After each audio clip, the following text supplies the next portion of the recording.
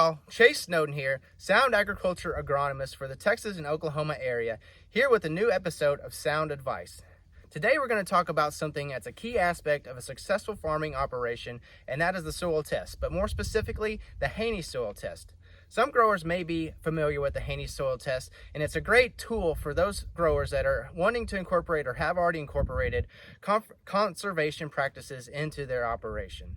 This test allows you to have a better understanding of your soil health and just what's going on underneath your feet. So stay tuned as we get into this topic. As adoption of conservation practices has continued to increase in our area and across the country, it is also important to understand how soil health is changing as well.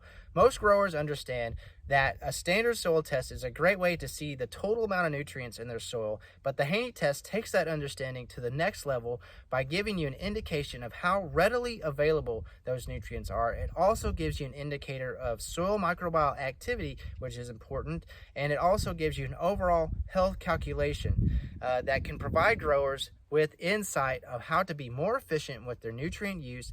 And it can give you an understanding of just how soil health is improving from these conservation practices, both in the short term and the long term. And really, it just allows the farmer to be more precise with their farming practices. We here at Sound are big advocates of the Haney test because we've seen in fields that we've applied our product source to increases in some of these metrics, specifically in soil microbial activity and just an increased soil health score from these reports. So with the dawn of the soil sampling season upon us, please consider using a Haney test. We highly recommend it, and it should be a great tool in your toolbox to help increase your productivity as well as be more profitable and productive with your most valuable asset, which is your soil. So thank you for joining me here on this episode of Sound Advice. Hope you took away something from it.